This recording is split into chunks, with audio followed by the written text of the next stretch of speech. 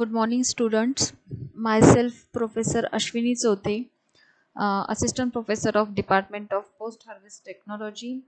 During this, our fundamental of food technology today topic is the effect of cooking on food nutrients. As we know, a number of changes occurs in a food during its preparation. To obtain acceptable food products, it is necessary to understand and manipulate these changes.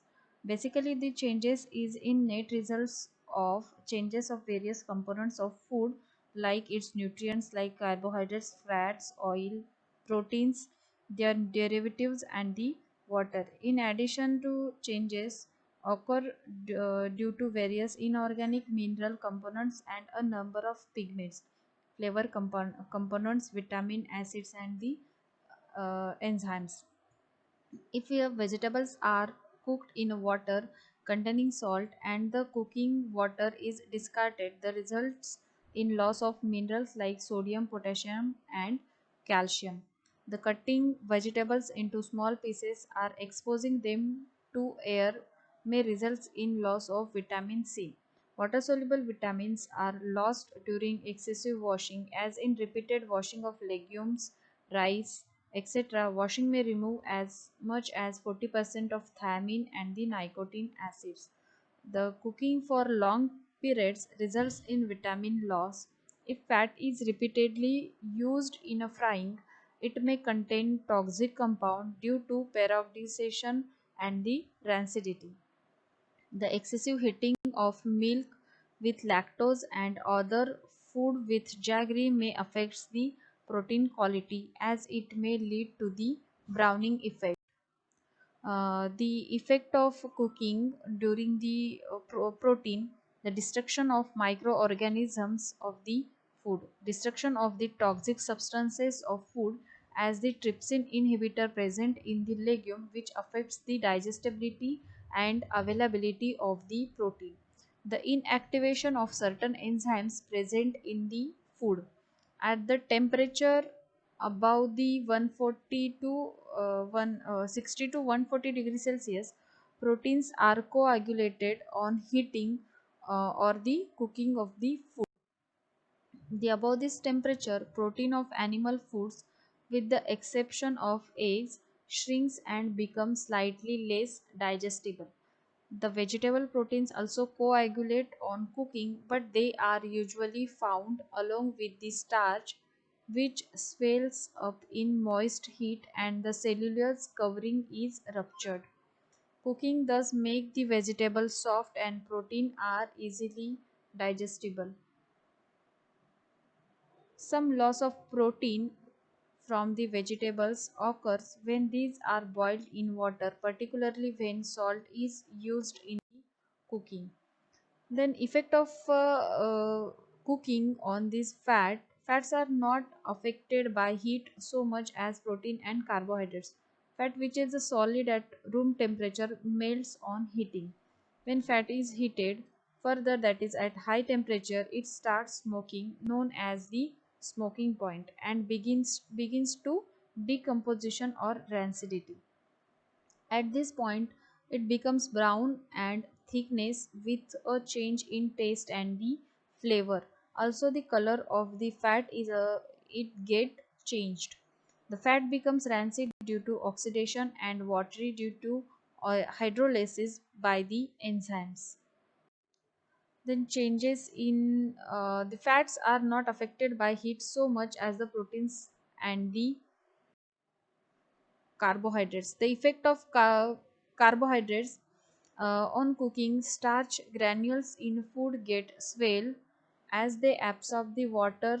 The process is known as the gelatinization. The starch, sugar, gum, cellulose are the important carbohydrates found in foods. On cooking, the starch granules in foods swells as they absorbs the water. The process is known as the gelatinization, and it is in fact the reason for the thickening of the soup, curries, stews to which corn flour paste is added. Gelatinization takes place in all starch contained in food such as potatoes on heating in the presence of the moisture. Dry heat causes the starch to break down into smaller molecules called dextrin.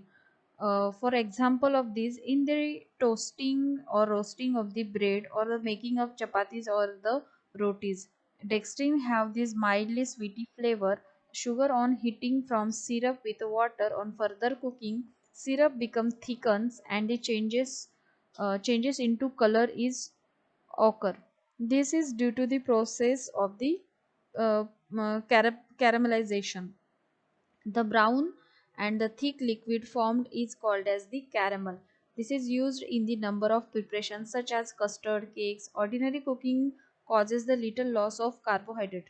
Cellulose is not digested by the human being but becomes softer on cooking, and it is helpful in smooth movement of food through the digestive tract.